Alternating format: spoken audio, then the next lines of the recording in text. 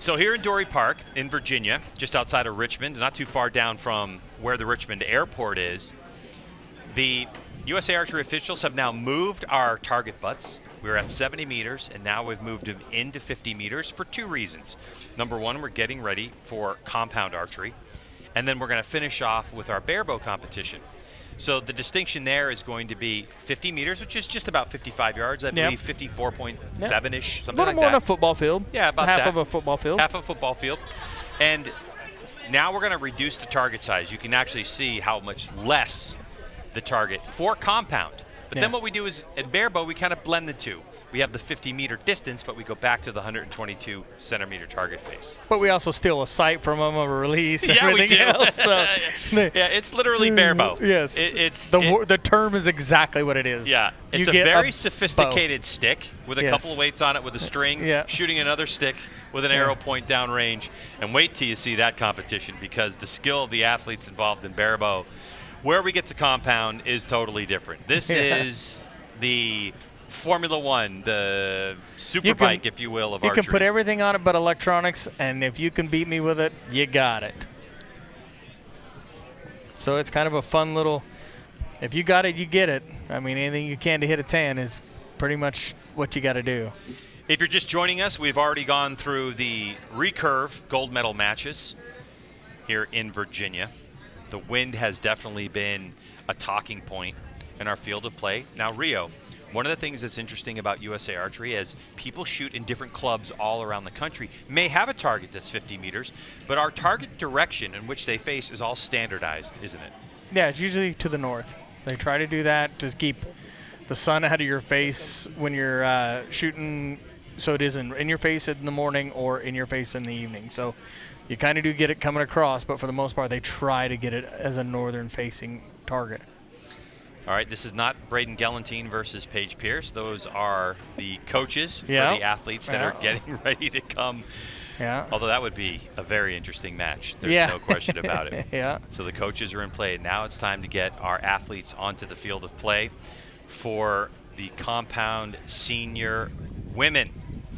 And the two that have shot their way into this gold medal match on the left part of your screen, now the right part of your screen, is Tanja Jensen, and standing to her left is Alexis Ruiz.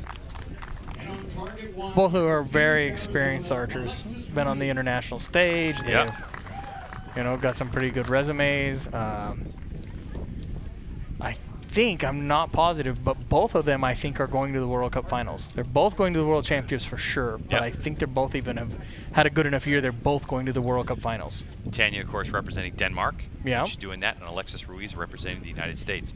Tanja, now married to Braden Gellantine, one of our top archers in the United States on the World Cup team, has told me that she continues to choose to shoot for her maiden country. Even when her green card, which she's still waiting for, comes into the country, she's going to be getting on an airplane on Monday and heading back home, is Tanja. We'll talk more about that in a moment. As for this athlete, she's going to start us off. Alexis Ruiz going to send it down, and bingo, an X. She didn't look like it felt like it was an X, so the wind down there could be something different. An X and a 10 score the same point value. Yeah. So getting used to the wind. Tanja Gellantine off into the 9 ring. Ruiz drops. So this is cumulative scoring. Tell us about that. Okay, this is every arrow will count. Every point you shoot will continue to carry on. So it's 10-9. The target scores out 10, 9, 8, 7, 6, and I don't know that maybe a 5 ring. I'm not positive. Yep, there's a 5 ring. And every arrow you shoot Rio will just shoots. He doesn't even know there's a 5 ring out there. Never seen it. And so when you're shooting, it's just the whole thing of like every arrow is going to count. So she has a 28. So now it will just keep carrying on. And at the end, after the 15 arrows, the total points will be who wins and loses. Ooh. For Tanja, that didn't look like it. That came off very well. So she's in the out there. That'd be 8 or a 7. Normally, if it was totally still conditions, this start, you look at Tanja and you're like, oh, I just gave up 3 points to Alexis. But somehow, with the way that this wind is gusting, it doesn't feel like this match is over with 4 ends to go. No. I did learn that Alexis didn't make the World Cup finals. It's Paige and Savannah. Okay. So, but they're still both going to be at the World Championships. They've had good years. They've made teams. I mean, to make a U.S. women's team is fairly tough nowadays, so to even be going to the World Championships. But Alexis part of our team that represents the United States in World Archery. However, in talking to Alexis Ruiz, she is heading off September 7th to nursing school, and she's 4 semesters of nursing school. And so I said, well, Alexis, what does your future hold in archery? And she said, actually, we're playing it by ear. We're going to see how things start to shape up. Is she going to be able to, during nursing school, have the time to fulfill her commitments? Now, Rio, let's just say Alexis is on the team. Yeah. If she didn't have time, or she felt like her studies, were suffering because of her commitment to USA Archery and going to the World Archery Championship, matches that we have all over the world, what is her options then? What happens in that situation? You have to pretty much make a choice. One's going to have to do the other, and I mean... So let's say she decides that there isn't enough time in nursing school. Yeah. What would happen then to the team? Well, then you'd go to the alternate. Okay. I mean, USA Archery has a pretty good pool of... we shoot for the whole year to build a ranking system, and if someone doesn't attend the events, then they go to the next alternate. And I don't know who that would be or where it would be. I mean, but I know that, like, we do have a list. So Alexis Ruiz holding a comfortable lead into the second of 5 ends. Yeah, it looked... It was a little longer hold, and she wasn't... Again, the first 10 she shot, she had that same look of like, oh... So maybe she's breaking on a little bit of the right side, and that wind's carrying it over in the left because it's just a surprise. But Tanja needs to start putting some arrows in the middle to put some pressure on her. Yeah, plus she just needs the confidence, I think, and that's really the big thing for Tanja at this point, Galantine. And that's a hard part when you come out on this stadium. I mean, you walk out here and you're like, and it's just sometimes it just doesn't hit, and it just gets more and more frustrating and builds up to like, man, come on. And so, I mean, 3 9s. Yeah, just painting them around the 10 ring. Yeah, and that could be like you trying to guess where the wind's blowing and where it's going, and not really bad shots, but just not the wind. You're not outguessing the wind. Wow. And pounding. It doesn't help when your competitor's shooting 30s. Yeah, that is true. It doesn't help your confidence. It's like, come on, you got to help me out, but they're not really giving you anything. Okay, so Rio, on a compound bow, we have obviously a sight with a scope and a powered lens. And, of course, Alexis looking on the string, you can see her peep sight aligning the string. Okay, so when we shoot in the wind, what are some of the techniques that archers use to compensate for that wind? Some of the things they try to do is they try to aim off. They actually have a level in their scope, and some people will move the bubble left or right, which in turn will cause you to torque the bow, which will cause an arrow to go left or right, and the same thing. A lot of archers have a personal preference on it. I mean, I personally, if it's pretty consistent, will move my sight a little bit and aim off a little bit. There are guys, like I say, that just like to move that bubble over and let it come over and what feels good to them. So it's a personal preference, but it just... Everybody's different. Yeah, and if you're wondering about that bubble level inside the scope and which direction, what I've heard is, in general, you want to lean the top cam, into the wind.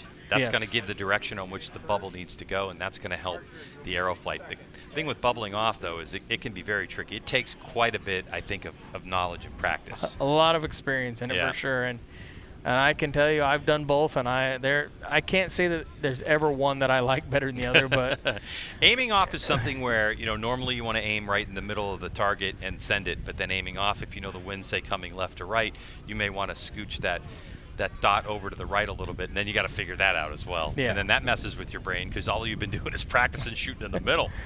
It's crazy. For sure. If you look at Tanja Galantine, you can see that the bow that she's shooting is a 38-inch axle-to-axle bow. She started the tournament off with a 36-inch axle-to-axle bow, and then decided, with kind of the way that everything was playing out, she felt that they would go to the 38-inch axle-to-axle just for a little bit better aiming. Well, that bow had nothing on it as of yesterday, so they went to the hotel room, they put a peep in it, they put some stuff on it, and she used qualification yesterday to really sight it in hopes of doing exactly that and that'll for today. That'll put the pressure back on Alexis. I mean, she does have a 5-point lead. But when you start seeing your opponent put 10s down there in the back of your mind, you're like, well, if she can put 3 down there and I have a slightly rough end, it can come full circle in a hurry with the wind. Galantine gets a point back. Yeah. 38 inch axle to axle bow. She started the tournament off with a 36 inch axle to axle bow, and then decided, with kind of the way that everything was playing out, she felt that they would go to the 38 inch axle to axle just for a little bit better aiming. Well, that bow had nothing on it as of yesterday, so they went to the hotel room, they put a peep in it, they put some stuff on it, and she used qualification yesterday to really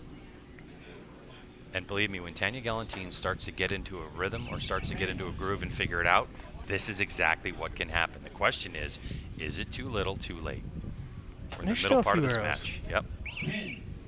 There's the answer. And if Alexis can hang on like that, it really is not. I mean, she's put herself in a position, Tanja has to need help. Mm-hmm. Oh, just out to the right. But a 29, I think, in this wind is not going to hurt you too bad. I mean, even if Alexis shoots a 10 here, they tie.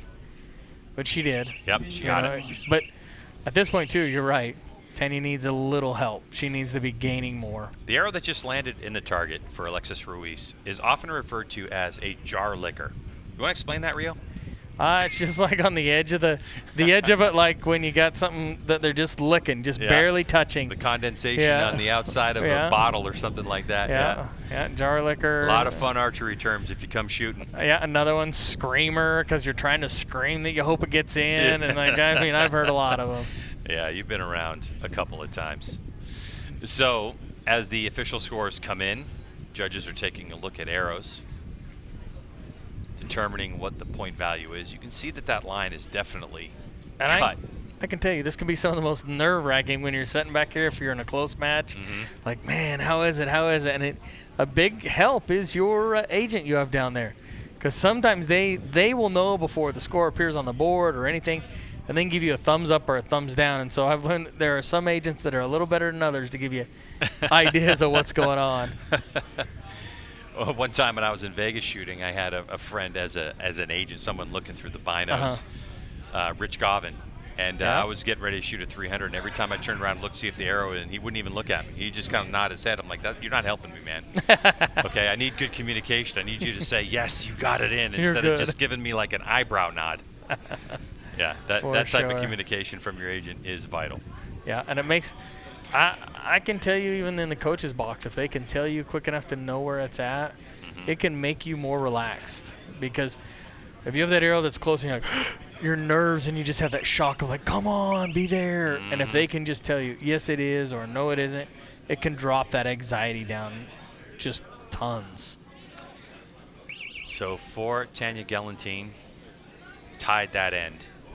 So the lead for Alexis Ruiz is still 5. It's 87-82 here in end number 4. We have 5 total.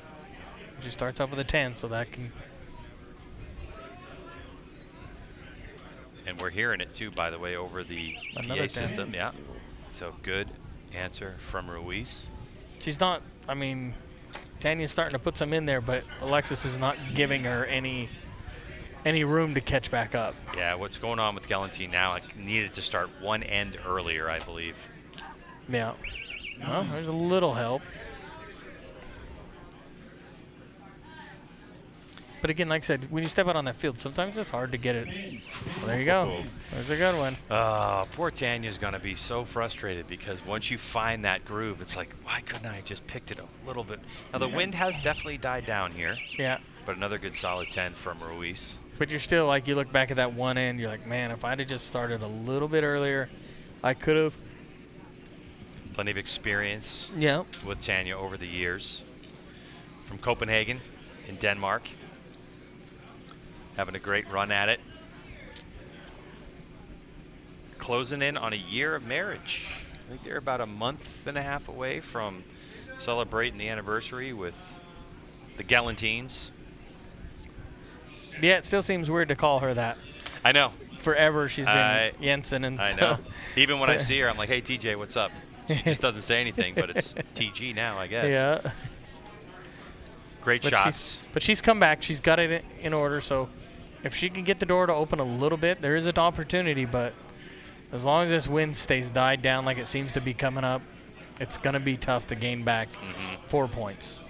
4 points to decide the gold medal at 2021 U.S. Open, presented by USA Archery. We're here in Henrico County, part of the Richmond, Virginia Tourism Board, here at Dory Park in Virginia, just outside of Richmond, down the street from the airport. A lot of these archers having commuted here by car, quite a few of them getting on an airplane. You can see the clocks right in front of Tanja. 20 seconds to execute your shot.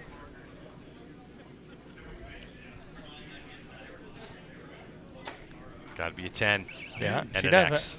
Well, the one part about Alexis is she walks in with 4 points.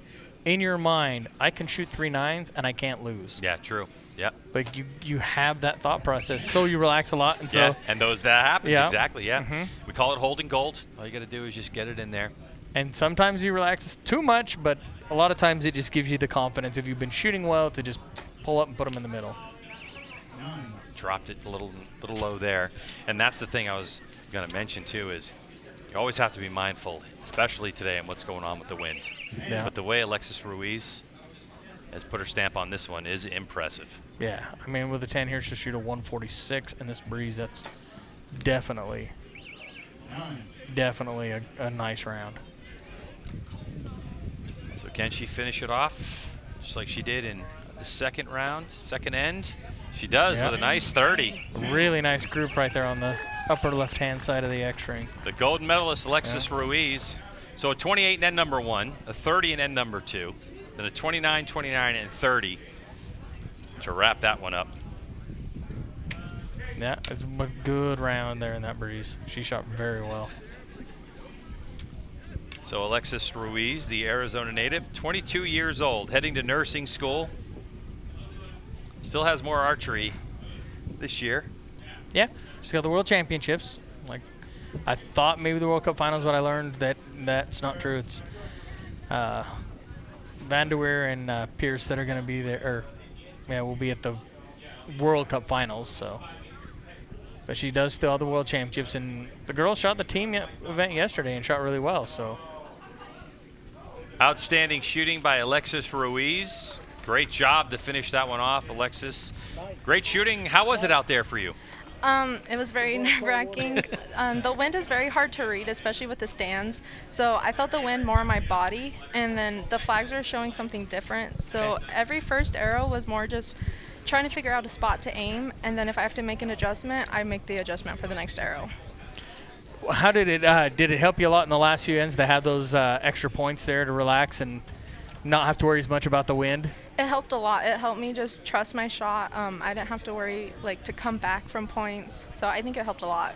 And what about your confidence heading off? You have a little bit more archery left to go in the year. Yeah, going into the World Championships after this one means so much because Tanja will be there, Toya will be there, Danelle, all the top archers are here, and I still managed to win. So I have a lot of confidence going into the World Champs. That was great shooting. Congratulations on your victory and your gold medal, and we'll see you sometime soon. Yes, thank you. All right, so Alexis Ruiz wrapping up the compound senior women's gold medal here at the 2021 U.S. Open, wrapping up 3 very interesting and distinctly different days of shooting, from temperature to rain to wind to clouds. It is thrown pretty much everything except snow and sleet at archers.